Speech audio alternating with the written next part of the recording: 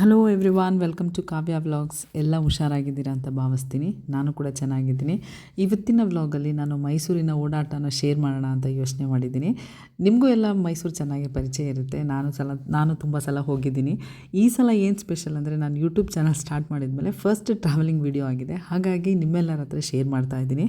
ಹಾಸನಿಂದ almost ನಾವು 7:30 8ಗೆಲ್ಲ ಹೊರಟ್ವಿ. ಮಕ್ಕಳಿಗೆಲ್ಲಾದರೂ ಹೋಗೋದು ಅಂದರೆ ಖುಷಿ ಅಲ್ವಾ, ಬೇಗ ಬೇಗ ಇದ್ದು ಖುಷಿಯಿಂದ ಫಟಾಫಟ್ ರೆಡಿ ಆದರು. ಬೇರೆ ಅಂತ ಎಲ್ಲ ಗೋಳ ಆಡಬೇಕು ಹೊರಡಿಸ್ಲಿಕ್ಕೆ. ಮೈಸೂರು ಸ್ವಲ್ಪ ವೀಕೆಂಡ್ ಅಂತ ಹೊರಟ್ವಿ. ಹಾಗೆ ಅಪ್ಪ ಅಮ್ಮಂಗೂ ಸ್ವಲ್ಪ ಬಾಡಿ ಚೆಕಪ್ ಇತ್ತು. ಸೊ ಹಾಗಾಗಿ ಬಾಡಿ ಚೆಕಪ್ ಕೂಡ ಆಗುತ್ತೆ. ಹಾಗೆ ವೀಕೆಂಡ್ ಆಗಿರೋದ್ರಿಂದ ಎಲ್ಲನೂ ಸ್ವಲ್ಪ ಪ್ಲೇಸಸ್ ಎಲ್ಲ ನೋಡ್ಕೊಂಬರ್ಬೋದು ಅಂತ ಹೊರಟ್ವಿ. ನಾವು ಮಕ್ಕಳು ಎಲ್ಲ ಪಪ್ಪನ ಜೊತೆ ಹೊರಟ್ವಿ. ಪೂಜಾ ಮತ್ತು ಸತೀಶ್ ಅಮ್ಮ ಎಲ್ಲ ಇನ್ನೊಂದು ಕಾರಲ್ಲಿ ಅವರು ಬರ್ತಾ ಇದ್ದಾರೆ. ಇಲ್ಲಿ ನೀವು ಸೆಂಟ್ ಫಿಲೋಮಿನಾ ಸ್ಕೂಲ್ನ ನೋಡ್ತಾ ಇರ್ಬೋದು. ಇಲ್ಲಿ ನಾನು 1 ಇಯರ್ ಸ್ಟಡಿ ಮಾಡಿದೆ 8th ಸ್ಟ್ಯಾಂಡರ್ಡ್ನ. ತುಂಬ ಚೆನ್ನಾಗಿತ್ತು, ವೆರಿ ಡಿಸಿಪ್ಲಿನ್ ಆಗಿತ್ತು. ಬಟ್ ನಾವೆಲ್ಲ ಒಟ್ಟಿಗೆ ಜಾಯ್ನ್ ಆಗೋಣ ಅಂದ್ಕೊಂಡ್ವಿ. ಆಲ್ಮೋಸ್ಟ್ ನಮಗೆ ಒಟ್ಟಿಗೆ ಜಾಯ್ನ್ ಆಗೋಕ್ಕೆ ಆಗಲಿಲ್ಲ. ಆಲ್ಮೋಸ್ಟ್ ನಾವಿನ್ನೇನು ದೇವಸ್ಥಾನ ರೀಚ್ ಆಗಬೇಕು ಅಲ್ಲಿ ಒಟ್ಟಿಗೆ ಜಾಯ್ನ್ ಆದ್ವಿ. ಬೆಳಿಗ್ಗೆ ತಿಂಡಿ ತಿಂದಿಲ್ದಲೇ ಹೊರಟಿರೋದ್ರಿಂದ ಮಕ್ಕಳಿಗೆ ಹೊಟ್ಟೆ ಅಷ್ಟಕ್ಕೆ ಶುರುವಾಯಿತು. ಹೋಟೆಲ್ ಕಾಣಿಸ್ತು ಅಂತ ನಿಲ್ಲಿಸಿದ್ವಿ. ಬಟ್ ಅದು ಸ್ಟಾರ್ಟ್ ಆಗೋದೇ ಆಫ್ಟರ್ 12 ಆಗಿತ್ತು. ಮತ್ತು ಮೋರೋವರ್ ನಾನ್ ವೆಜಿಟೇರಿಯನ್ ಆಗಿತ್ತು. ನಾವು ಹೋಗ್ತಿದ್ದಿದ್ದು ದೇವಸ್ಥಾನಕ್ಕಾಗಿರೋದ್ರಿಂದ ಆ ಹೋಟೆಲ್ನ ಸ್ಕಿಪ್ ಮಾಡಿ ಎಲ್ಲಿ ಸಿಕ್ಕಿತ್ತೆ ಇಲ್ಲಿ ನಿಯರ್ ಬೈ ಅಂತ ಕೇಳಿದ್ವಿ. ಸೊ ಇಲ್ಲೇ ಮುಂದಕ್ಕೆ ಕಾಂತಾರ ಹೋಟೆಲ್ ಇದೆ ಅಂತ ಅಂದರು. ಸೊ ಕಾಂತಾರಾಗೆ ಬಂದ್ವಿ. ಕಾಂತಾರ ಅಂತೂ ಆಂಬಿಯನ್ಸ್ ತುಂಬಾ ಚೆನ್ನಾಗಿದೆ. ತಿಂಡಿನೂ ಅಷ್ಟೇ ಟೇಸ್ಟಿಯಾಗಿ, ತುಂಬ ಹೈಜೀನ್ ಆಗಿ ತುಂಬಾ ಚೆನ್ನಾಗಿತ್ತು. ನೀವು ಏನಾದರೂ ಮೈಸೂರಿಗೆ ಹೋಗಬೇಕಾದ್ರೆ ಕಾಂತಾರಾಗೆ ವಿಸಿಟ್ ಮಾಡಿ, ತುಂಬ ಚೆನ್ನಾಗಿದೆ. ಆ್ಯಕ್ಚುಲಿ ನಮ್ಮ ಮಕ್ಕಳಿಗೆ ಸ್ವಲ್ಪ ವಾಮಿಟಿಂಗ್ ಇದೆ. ಹಾಗಾಗಿ ತಿಂಡಿನ ತುಂಬ ಸಿಂಪಲಾಗಿ ಇಬ್ಬರೂ ಇಡ್ಲಿ ತೊಗೊಂಡ್ರು. ಡ್ಯಾಡಿನೂ ಇಡ್ಲಿ ತೊಗೊಂಡ್ರು. ನಾನು ಮಾತ್ರ ದೋಸೆ ತೊಗೊಂಡೆ. ನನಗೆ ಇಡ್ಲಿ ಸ್ವಲ್ಪ ದೂರ. ಎಲ್ಲರೂ ನೀಟಾಗಿ ತಿಂಡಿ ತಿನ್ಕೊಂಡು ಅಲ್ಲಿಂದ ನಾವು ಎಗೇನ್ ಹೊರಟ್ವಿ. ನಾವು ಪೂಜಾ ಅವ್ರು ಸಿಗ್ತಾರೆ ಅಂತ ಅಂದ್ಕೊಂಡ್ವಿ, ಬಟ್ ಕೊನೆಗೂ ಸಿಗಲೇ ಇಲ್ಲ. ಇನ್ನೇನು ದೇವಸ್ಥಾನಕ್ಕೆ ರೀಚ್ ಆಗೋಕ್ಕೆ ಒಂದು 5-10 ನಿಮಿಷ ಇತ್ತು. ಅಲ್ಲಿ ನಮ್ಗೆ ಅವ್ರು ಕನೆಕ್ಟ್ ಆದರು. ಸೊ ಅಲ್ಲಿಂದ ಇಬ್ಬರೂ ಹೊರಟ್ವಿ ದೇವಸ್ಥಾನಕ್ಕೆ ಅಂತ ಹೇಳಿ. ಫಸ್ಟ್ ದೇವಸ್ಥಾನ ಮುಗಿಸ್ಕೊಳ್ಳೋಣ ಅಂತ ಹೊರಟ್ವಿ. ಆದರೆ ದೇವಸ್ಥಾನಕ್ಕೆ ಹೋಗೋಕ್ಕೆ ಎಂಟ್ರಿಯಲ್ಲಿ ಸ್ವಲ್ಪ ದೂರ ಹೋದಂಗೆ ಕಾರ್ ಡ್ಯಾಡಿದು ಕೆಟ್ಟೋಗ್ಬಿಡ್ತು. ಸ್ವಲ್ಪ ಹೀಟ್ ಆಯಿತು ಏನೋ. ಸೊ ಹಾಗಾಗಿ ಅಲ್ಲೇ ಸೈಡಿಗೆ ಪಾರ್ಕ್ ಮಾಡಿ ನಾವು ಹಂಗೆ ವಾಕಲ್ಲಿ ಹೋದ್ವಿ. ಡ್ಯಾಡಿ ಸ್ವಲ್ಪ ಟೆನ್ಷನ್ ಆದರು, ಏನಪ್ಪ ಕಾರ್ ಹಿಂಗಾಯ್ತಲ್ಲ ಅಂತ ಹೇಳಿ. ಬಟ್ ಅಲ್ಲಿ ಹೋಗೋರೆಲ್ಲ ಹೇಳಿದರು ಸ್ವಲ್ಪ ಹೀಟ್ ಆಗಿರೋದ್ರಿಂದ ಅಪ್ಪಿತ್ತಲ್ಲ, ಹಾಗಾಗಿ ಕಾರ್ ಹೀಟ್ ಆಗಿದೆ.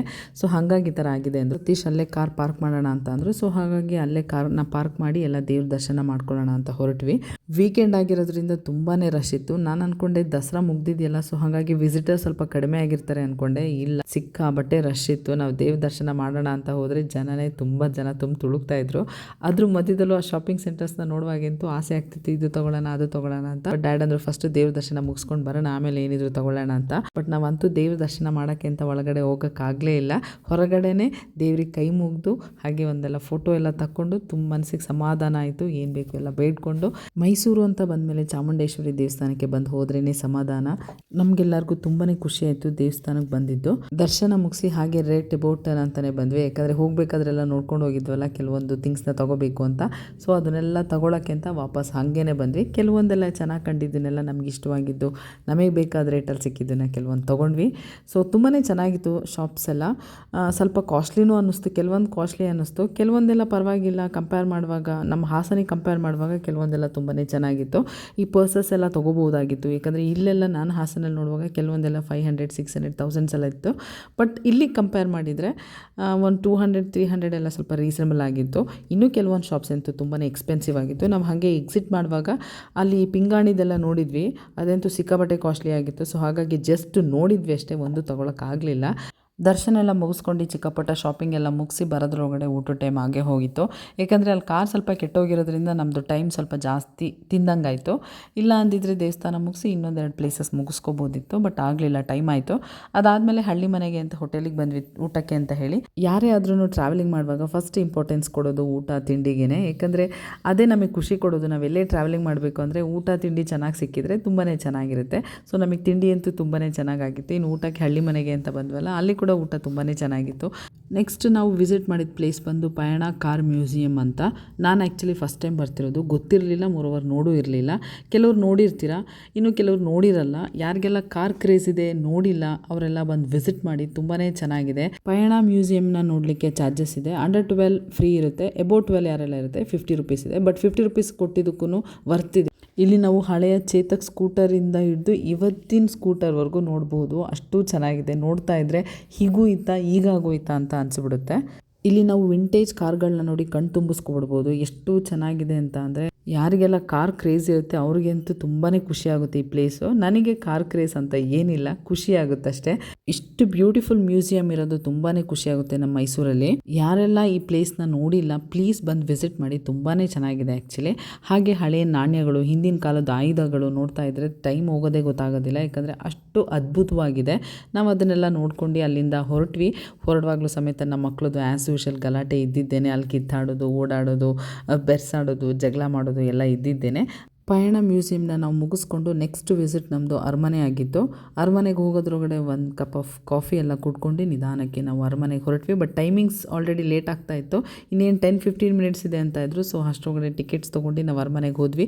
ಸಾಂಸ್ಕೃತಿಕ ನಗರ, ಅರಮನೆಗಳ ನಗರ ಅಂತ ಮೈಸೂರನ್ನ ಕರೀತಾರೆ, ಯಾಕಂದರೆ ಇಲ್ಲಿ ಅಷ್ಟು ಒಳ್ಳೊಳ್ಳೆ ಪ್ಲೇಸಸ್ ಇದೆ ಮೈಸೂರಲ್ಲಿ ನೋಡೋದಾದರೆ. ದೇವಸ್ಥಾನಗಳಾಗಿರ್ಬೋದು, ಕೋಟೆಗಳು, ಸ್ಮಾರಕಗಳು, ಹೀಗೆ ಹಲವಾರು ಎಲ್ಲನೂ ಸಮೇತ ಅದ್ಭುತವಾಗಿದೆ. ಅರಮನೆ ನಿಂತು ಎಷ್ಟು ಸಲ ಬಂದು ನೋಡಿದರೂ ಬೇಜಾರೇನಾಗೋದಿಲ್ಲ, ಯಾಕಂದರೆ ಬಂದಾಗೆಲ್ಲ ಒಂದೊಂದು ಹೊಸತನ ಕಾಣಿಸ್ತಾ ಇರುತ್ತೆ ಅರಮನೆಯಲ್ಲಿ.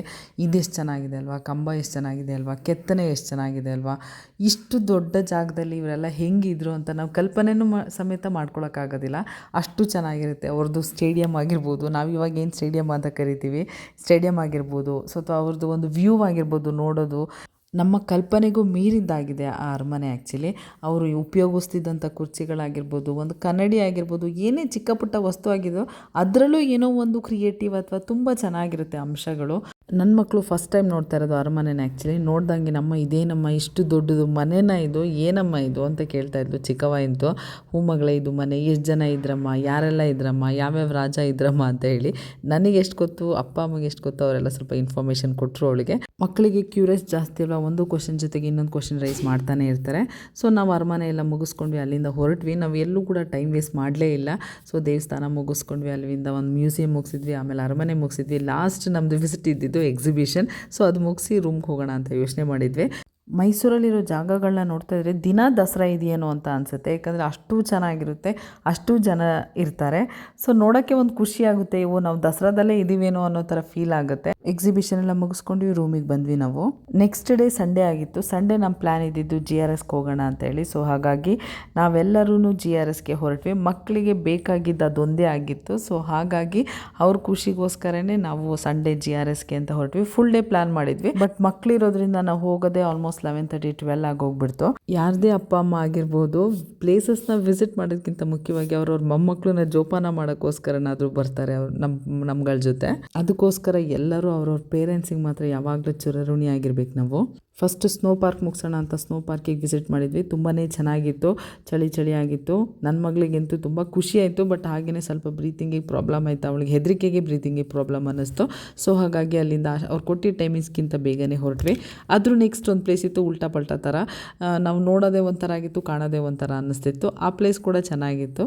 ಆಲ್ಮೋಸ್ಟ್ ಎಲ್ಲರೂ GRSನ ವಿಸಿಟ್ ಮಾಡಿರ್ತೀರಾ, ಎಕ್ಸ್ಪೀರಿಯನ್ಸ್ ಮಾಡಿರ್ತೀರಾ. ಸೊ ನನ್ನ ಅನುಭವನ ನಾನು ಇಲ್ಲಿ ಶೇರ್ ಮಾಡ್ತಿದ್ದೀನಿ ಅಷ್ಟೇ. ಮಕ್ಕಳಂತೂ ನಿನ್ನೆಕ್ಕಿಂತ ಇವತ್ತು ತುಂಬ ಜೋಶಲ್ಲಿದ್ದಾರೆ, ಖುಷಿಯಾಗಿದ್ದಾರೆ. ನೋಡಿ ನಮ್ಮ ಪೇರೆಂಟ್ಸ್ ಏನು ಮಾಡ್ತಿದ್ದಾರೆ, ಮೊಮ್ಮಕ್ಕಳು ನೋಡ್ಕೊಂಡು ನೀವೆಲ್ಲ ಆಟಾಡಿ ಎಂಜಾಯ್ ಮಾಡಿ ಅಂತ ಬಿಟ್ಟಿದ್ದಾರೆ. ನೆಕ್ಸ್ಟ್ ನಾವು ವಾಟರ್ ಗೇಮ್ಸಿಗೆ ಬಂದ್ವಿ. ನಾವು ವಾಟರ್ ಗೇಮ್ಸಲ್ಲಿ ಸಾಧಾರಣ ನಾವು ಎಲ್ಲನೂ ಆಡಲಿಲ್ಲ, ಯಾಕಂದರೆ ನನಗೂ ಸ್ವಲ್ಪ ಡ್ಯಾಡಿಗೂ ತುಂಬಾ ಭಯ. ನಾನು ನನ್ನ ಮಕ್ಕಳು ಎದುರ್ಕೋತಾರೆ ಅಂತ ಅಂದ್ಕೊಂಡಿದ್ದೆ, ಬಟ್ ಅವ್ರು ಒಂದೇ ಒಂದು ಗೇಮಿಗೂ, ಡ್ರೈ ಗೇಮ್ ಆಗಿರ್ಬೋದು, ವಾಟರ್ ಗೇಮ್ ಆಗಿರ್ಬೋದು, ಯಾವ ಗೇಮಿಗೂ ಹೆದರಲಿಲ್ಲ. ನಾನೇ ಸ್ವಲ್ಪ ನಮ್ಮ ಚಿಕ್ಕವನ್ನ ರೆಸ್ಟ್ರಿಕ್ಟ್ ಮಾಡಿದೆ, ಇದಕ್ಕೆ ಬೇಡ ಅದಕ್ಕೆ ಬೇಡ ಅಂತ ಹೇಳಿ. ಇನ್ನು ಸುಮಿತ್ ಅಂತೂ ಕೇಳೋದೇ ಬೇಡ, ಸತೀಶ್ ಅಂಕಲ್ ಜೊತೆ ಅಮ್ಮ ನಾನು ಅದಕ್ಕೂ ಹೋಗ್ತೀನಿ ಇದಕ್ಕೂ ಹೋಗ್ತೀನಿ ಅಂತ ಎಲ್ಲದರಲ್ಲೂ ಎಂಜಾಯ್ ಮಾಡಿದ ಅವನು. ಖುಷಿ ಆಯಿತು, ಯಾಕಂದರೆ ಮಕ್ಕಳು ಎಂಜಾಯ್ ಮಾಡಬೇಕು. ನಾವು ಚಿಕ್ಕದ್ರಲ್ಲಿ ಹೆದರ್ಕೊಂಡು ಅಮ್ಮ ಅಂತೂ ನಮ್ಮನ್ನು ಯಾವುದಕ್ಕೂ ಕಳಿಸ್ತಾ ಇರಲಿಲ್ಲ. ಬೇಡ ಅದು ಆಳವಾಗಿದೆ, ಹಿಂಗಿದೆ ಹಾಗಿದೆ ಅಂದ್ಕೊಂಡು. ಇನ್ನು ನಾನು ಹಾಗೆ ಮಾಡಿದರೆ ಮಕ್ಕಳು ನನ್ನ ಥರನೇ ಆಗ್ಬಿಡ್ತಾರೆ ಅಂತ ಸ್ವಲ್ಪ ಫ್ರೀ ಬಿಟ್ಟಿದ್ದೆ. ಸೊ ಸುಮಿತ್ ಅಂತೂ ಫುಲ್ ಎಂಜಾಯ್ ಮಾಡ್ದೆ. ಇನ್ನು ಪೂಜನ ಮಗಳಂತೂ ಸೇಮ್ ನನ್ನ ಥರನೇ, ಇಲ್ಲ ಯಾವುದೂ ಇಲ್ಲ, ಟಚ್ ಮೀ ನಾಟ್ ಅನ್ನೋಗೆ ಸ್ವಲ್ಪ ನೋಡೋದು ಮುಟ್ಟೋದು ಅಷ್ಟೇ. ಅವಳು ತೀರಾ ಎಂಜಾಯ್ ಅಂತ ಏನು ಅವಳು ಮಾಡಲಿಲ್ಲ, ನೋಡಿಕೊಂಡೇ ಖುಷಿ ಪಡ್ತಾಳೆ ನನ್ನಂಗೆ ಮನೆ. ನೀನು ಸುಮಿತ್ ಆ್ಯಕ್ಚುಲಿ ನನಗೆ ಬೈತಾನೆ, ಅಮ್ಮ ನೀನು ಆಡೋದಿಲ್ಲ ನಮ್ಮನ್ನು ಆಡೋಕ್ಕೆ ಬಿಡೋದಿಲ್ವಲ್ಲ ಅಂತ ಹೇಳಿ. ಸೊ ಹಾಗಾಗಿ ಈ ಸಲ ಸ್ವಲ್ಪ ಫ್ರೀ ಬಿಟ್ಟಿದ್ದೆ. ಹೇಗೂ ಪೂಜಾ, ಡ್ಯಾಡಿ, ಮಮ್ಮಿ ಎಲ್ಲ ಇದ್ರಲ್ಲ ಅಂತ ಫ್ರೀ ಬಿಟ್ಟಿದ್ದೆ. ನಾನು ಡ್ಯಾಡಿ ಮಾತ್ರ ಒಂದು ಕಡೆ ಯಾವುದಾದ್ರೂ ಚಿಕ್ಕ ಪುಟ್ಟ ಆಟ ಇದ್ದರೆ, ಈ ಕುದುರೆ ಆಟ ಇಂಥದ್ರಲ್ಲಿ ನಾವು ಆ್ಯಕ್ಚುಲಿ ಅಲ್ಲಿ ಕೂತಿದ್ದೀವಿ, ಅದು ಫೋಕಸ್ ಆಗಿಲ್ಲ ಅಷ್ಟೇ. ನನ್ನ ಮಗಳು ಅಲ್ಲೂ ಆಲ್ರೆಡಿ ಜಗಳ ಸ್ಟಾರ್ಟ್ ಮಾಡಿದ್ಲು, ಅಮ್ಮ ನನಗೆ ಅದು ಬೇಕಿತ್ತು ಇದು ಬೇಕಿತ್ತು ಅಂತ ಹೇಳಿ. ಸೊ ಅದನ್ನೆಲ್ಲ ಮುಗಿಸ್ಕೊಂಡ್ವಿ. ನೆಕ್ಸ್ಟ್ ಡೇ ನಾವು ಮಾಲಿಗೆ ಬಂದ್ವಿ. ಏನಾದರೂ ನೆಕ್ಸ್ಟ್ ನೆಕ್ಸ್ಟ್ ಡೇ ಪೇರೆಂಟ್ಸ್ದು ಬಾಡಿ ಚೆಕಪ್ ಇತ್ತಲ್ಲ, ಸೊ ಹಾಗಾಗಿ ವೀಕ್ ಡೇ ಆಗಿರೋದ್ರಿಂದ ಚೆಕಪ್ ಎಲ್ಲ ಮುಗಿಸ್ಕೊಂಡು ಮಧ್ಯಾಹ್ನ ಮಾಲ್ಗೆಲ್ಲ ಹೋಗಿ, ಸೊ KFC ಬೇಕು ಅಂತ ಇದ್ರು ಮಕ್ಕಳು. ಸೊ ಹಾಗಾಗಿ ಅದನ್ನೆಲ್ಲ ಮುಗಿಸ್ಕೊಂಡು ನಾವು ಅಲ್ಲಿಂದ ಹೀಗೆ ನಮ್ಮ ಹಾಸನ್ಗೆ ಹೊರಟ್ವಿ. ಒಂದಿನ ರಜಾ ಮಾಡಿದ್ವಿ, ಮಂಡೇ ರಜಾನ ಮಜಾ ಮಾಡ್ಕೊಂಡು ಮರಳಿ ಬಾ ಊರಿಗೆ ಅನ್ನಂಗೆ ಹಾಸನಿಗೆ ನಾವು ಬಂದ್ವಿ. ನಾವು ಹೀಗೆ ಮೈಸೂರಲ್ಲಿ 2.5 ಡೇಸ್ನ ಸ್ಪೆಂಡ್ ಮಾಡಿದ್ವಿ. ತುಂಬಾ ಚೆನ್ನಾಗಿತ್ತು, ಖುಷಿ ಆಯಿತು. ಸೊ ಹಾಗಾಗಿ ನಿಮ್ಮ ಹತ್ರ ಶೇರ್ ಮಾಡಿಕೊಂಡೆ. ನನ್ನ 2.5 ಡೇ ಟ್ರಾವೆಲಿಂಗ್ ವಿಡಿಯೋನ ತುಂಬ ಚಿಕ್ಕದಾಗಿ ಚೊಕ್ಕವಾಗಿ ನಿಮ್ಮ ಹತ್ರ ಶೇರ್ ಮಾಡಿದ್ದೀನಿ. ಇಲ್ಲಿಗೆ ಈ ವಿಡಿಯೋನ ಮುಗಿಸ್ತಾ ಇದ್ದೀನಿ. ನೆಕ್ಸ್ಟ್ ವಿಡಿಯೋದಲ್ಲಿ ನೆಕ್ಸ್ಟ್ ಕಾನ್ಸೆಪ್ಟ್ ಜೊತೆ ಸಿಗ್ತೀನಿ. ಅಲ್ಲಿ ತನಕ ಯಾರೆಲ್ಲ ನನ್ನ ಚಾನಲ್ನ ಸಬ್ಸ್ಕ್ರೈಬ್ ಮಾಡ್ಕೊಂಡಿಲ್ಲ, ಪ್ಲೀಸ್ ಸಬ್ಸ್ಕ್ರೈಬ್ ಮಾಡ್ಕೊಳ್ಳಿ, ಶೇರ್ ಮಾಡಿ, ಹಾಗೆ ಸಪೋರ್ಟ್ ಮಾಡ್ತಾಯಿರಿ. Thank you so much.